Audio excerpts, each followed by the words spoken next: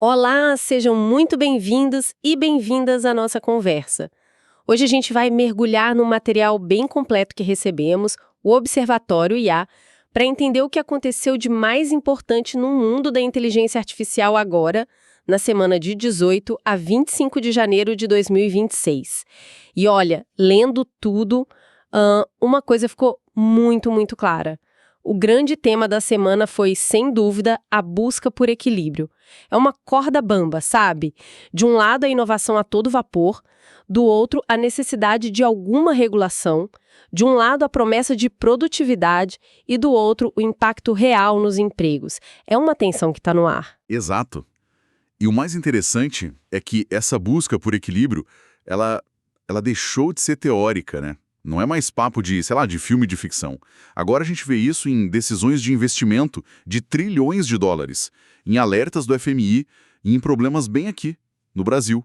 Problemas que afetam desde a segurança de uma empresa até a forma como a gente vai votar. A teoria virou prática. E rápido. Virou mesmo. E para a gente conseguir organizar tanta informação, que tal a gente dividir o papo em alguns blocos? Primeiro a gente olha aqui para dentro, para o cenário brasileiro. IA como risco empresarial e também nas eleições. Depois, a gente amplia o foco para o impacto econômico global. Na sequência, damos uma espiada no que os gigantes da tecnologia estão fazendo e, por fim, encaramos o lado mais sombrio, os riscos, as fraudes e a corrida para tentar colocar alguma ordem nisso tudo. O que acha? Perfeito. É um ótimo roteiro para a gente navegar por essa semana tão cheia de novidades. Então vamos lá. Começando aqui pelo Brasil, um dado me chamou muita atenção. Pela primeira vez, num ranking da Allianz Commercial, a inteligência artificial foi apontada como o principal risco para as empresas no país. Passou na frente de ataque hacker, de crise, de tudo. 32% dos especialistas disseram que a IA é a maior preocupação deles. O que isso significa na prática? Significa, sim, que o jogo mudou de patamar.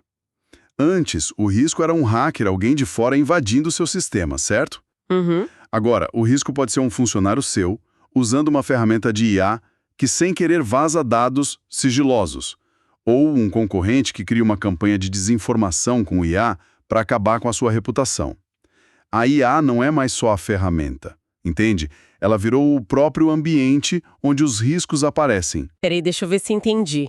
Então, a mesma tecnologia que tira o sono de um CEO com medo de fraude é a que pode, sei lá, desestabilizar uma eleição inteira.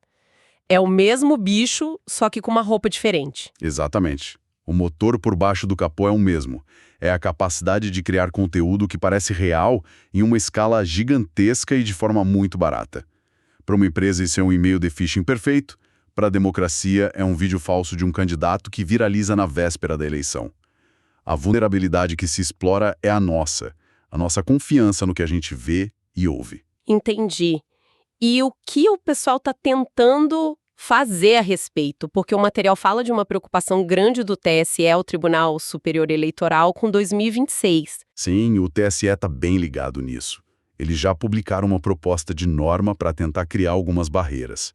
A ideia principal é manter a proibição de deepfakes, aqueles vídeos e áudios falsos super realistas, e o que eu acho fundamental, exigir transparência. Ou seja, qualquer propaganda política que usar IA vai ter que vir com um aviso bem claro. Isso aqui foi feito com inteligência artificial. Mas isso resolve? Quer dizer, proibir deepfake é ótimo, mas e as outras 1000 formas mais sutis de usar IA para desinformar? Não parece um pouco como tentar tapar um furo com um dedo? É uma crítica super válida. A regulação está sempre correndo atrás da tecnologia, né? O TSE está tentando criar uma primeira linha de defesa. Mas a verdade é que a criatividade para usar a IA para o mal é imensa. A grande mudança que essa tecnologia trouxe e que a norma tenta atacar é o custo. Antes, para fazer uma campanha de desinformação em massa, você precisava de grana, de estrutura. Hoje não. Uma pessoa com as ferramentas certas pode criar centenas de narrativas falsas.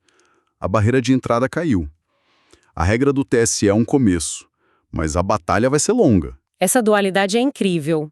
Aqui no Brasil, o foco está no risco empresarial e eleitoral. Mas quando a gente olha para o cenário global, os números, nossa, são de outra ordem de grandeza, né? Eu vi uma previsão da Gartner que me deixou, assim, de queixo caído. Eles falam em gastos de 2,5 trilhões de dólares com IA em 2026. Eu tive que ler de novo para acreditar. Para onde está indo todo esse dinheiro? É um volume de dinheiro que a gente só vê em PIB de país grande, né? E a maior parte desse caminhão de dinheiro, segundo a Gartner, vai para infraestrutura. Pensa só, galpões e mais galpões lotados de servidores superpotentes, com chips da NVIDIA de HMD feitos só para rodar IA. Só esses servidores já são quase 20% do total. O resto se divide em software, consultoria, salários. É basicamente a construção das estradas e das usinas dessa nova era.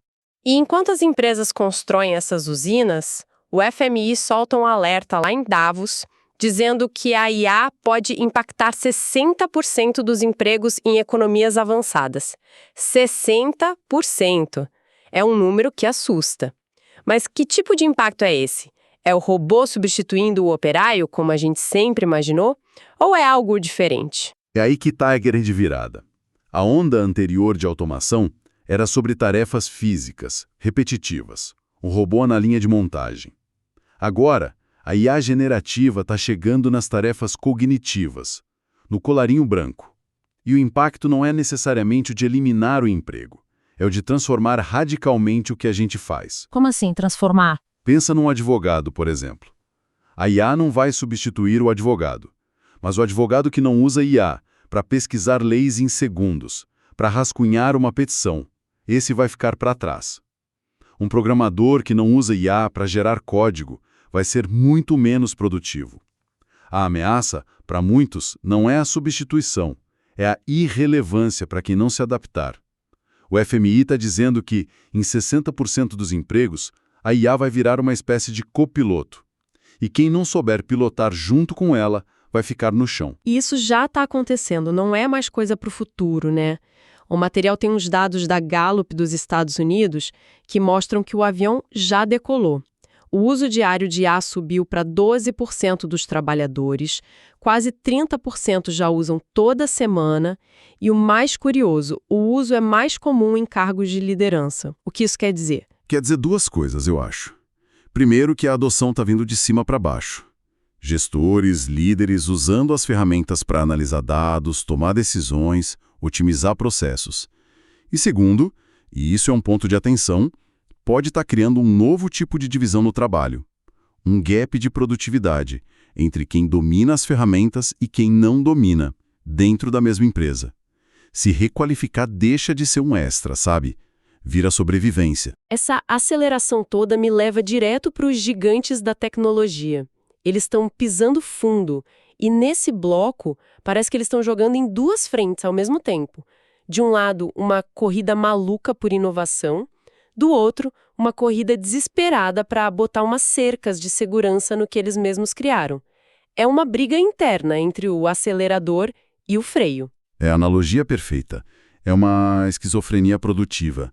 Ninguém quer ficar para trás, óbvio. Mas, ao mesmo tempo, ninguém quer ser o responsável pelo grande acidente que vai manchar a reputação da tecnologia para sempre. E a Apple parece estar sentindo a pressão para acelerar. Pelas fontes, eles estão correndo para transformar a Siri, que ficou meio para trás, né? Querem transformá-la num chatbot super avançado com o codinome Campus.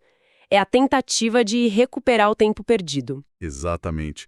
A Apple sempre se orgulhou da integração perfeita entre hardware e software. A aposta é que uma Siri 2.0 super integrada ao iPhone e ao Mac pode ser a grande vantagem deles. Eles não foram os primeiros, mas querem ser os melhores na experiência do usuário. Enquanto isso, a OpenAI, que deu a largada nessa corrida com o ChatGPT, agora está pisando no freio. Você diz por causa daquele recurso de previsão de idade que eles anunciaram? Isso. Eles estão implementando um sistema para tentar identificar contas de menores de idade e aplicar proteções. Já falam até num modo adulto. E o curioso é que eles vão começar pela União Europeia. Isso não é coincidência. Mostra como a regulação europeia, que é a mais dura, está forçando a mão das empresas. A pergunta que fica é, isso é responsabilidade de verdade ou é só medo de levar uma multa gigantesca? Boa pergunta. E essa preocupação com responsabilidade não para no usuário, né? Vai até o planeta. A Microsoft anunciou um plano chamado Comunidade em Primeiro Lugar para os data centers dela. A gente sabe que esses lugares são monstros que consomem muita energia, muita água. Esse plano é para valer ou é só greenwashing para ficar bem na foto? É difícil dizer. As promessas são bem concretas.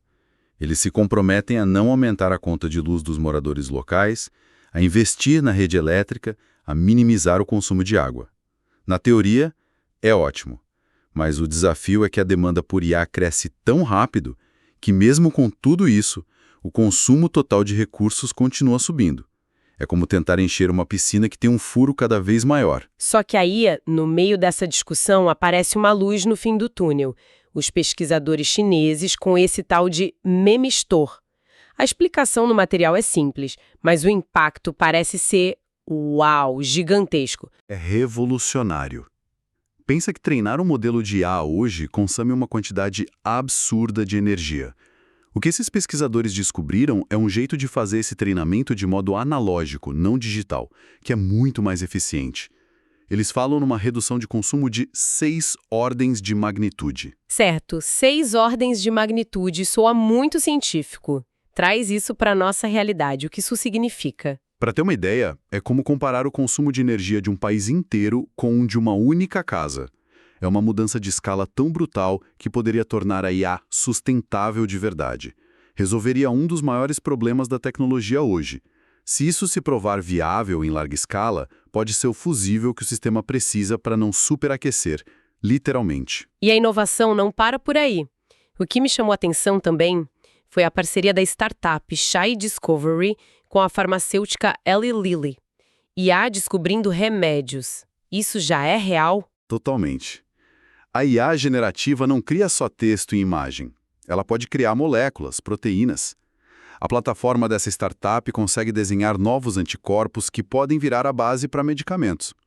O que antes levava anos de tentativa e erro num laboratório, agora pode ser simulado em semanas. Isso pode baratear e acelerar o desenvolvimento de remédios para doenças super complexas. E do mundo das moléculas, a gente vai para o mundo físico, com os robôs humanoides. As fontes falam em empresas na China e nos Estados Unidos planejando produção em massa. A motivação seria a falta de mão de obra. Isso me parece uma faca de dois gumes. Resolve um problema, mas não pode criar outro lá na frente? É o dilema clássico da automação. A curto prazo, a ideia é colocar esses robôs em tarefas perigosas ou repetitivas, onde falta gente. Eles ainda não são tão versáteis quanto um humano. Mas a longo prazo, à medida que eles ficam mais capazes e mais baratos, a questão que você levanta se torna central. O que a gente faz quando a mão de obra humana se tornar mais cara e menos eficiente que a robótica para um monte de tarefas?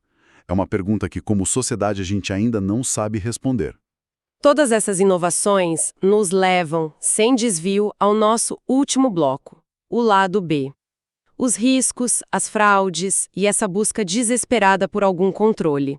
Se a IA pode criar remédios, ela também pode criar dores de cabeça enormes. A Experian prevê um festival de fraudes em 2026. Os números assustam. Sim, eles falam em perdas de 12,5 bilhões de dólares já em 2025. E não é o golpe do Zap que a nossa tia recebe. As ameaças são de outro nível. Falam em enxames de bots fazendo ataques coordenados, deepfakes usados para criar provas falsas em processos, golpes financeiros super personalizados e até fraudes de máquina para máquina, onde uma IA fraudadora engana a IA de segurança de uma loja. É um jogo de gato e rato em altíssima velocidade. E como as autoridades estão reagindo? Me pareceu muito inteligente a proposta dos parlamentares do Reino Unido, obrigar os bancos a fazerem testes de estresse de IA. É tipo um crash test para algoritmos. Exatamente essa a ideia. Depois da crise de 2008, os bancos foram obrigados a fazer testes de estresse para ver se aguentariam outra crise. A lógica é a mesma. Hoje, boa parte das negociações na bolsa é feita por algoritmos. E se uma IA de um grande banco der um bug e começar a vender tudo sem parar? Pode quebrar o mercado.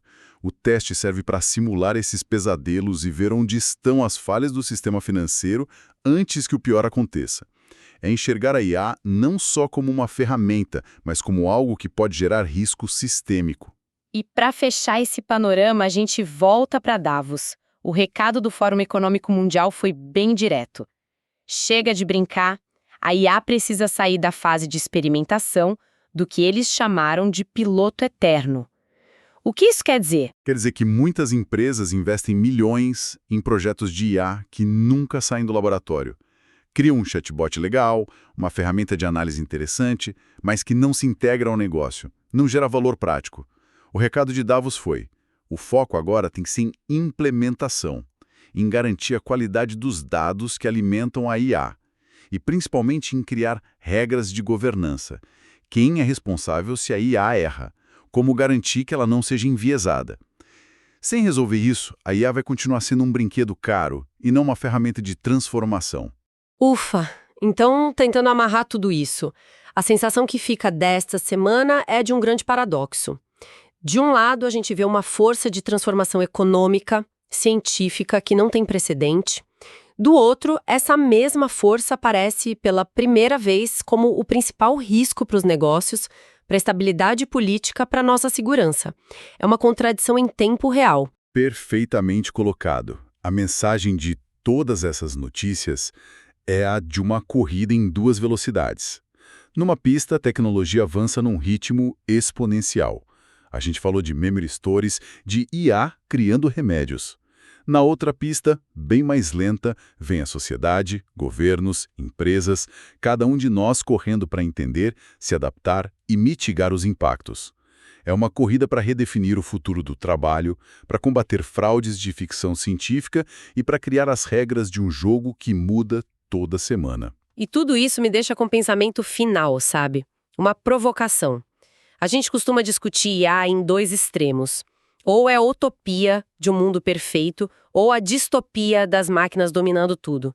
Mas talvez a realidade seja menos espetacular e mais parecida com a chegada de uma nova utilidade pública, como foi a eletricidade lá atrás. Continue. A gente aprendeu a construir a rede elétrica, a instalar os postes, e usamos essa força para iluminar cidades, mover indústrias. Foi uma revolução. A questão que fica desta semana para mim é: nesta nova revolução, a da inteligência, parece que a gente ainda está aprendendo a instalar os fusíveis, os disjuntores, onde exatamente eles devem ser colocados. E a pergunta mais importante de todas: quem deve ter autoridade para desligar a chave geral quando a sobrecarga ameaçar o sistema inteiro?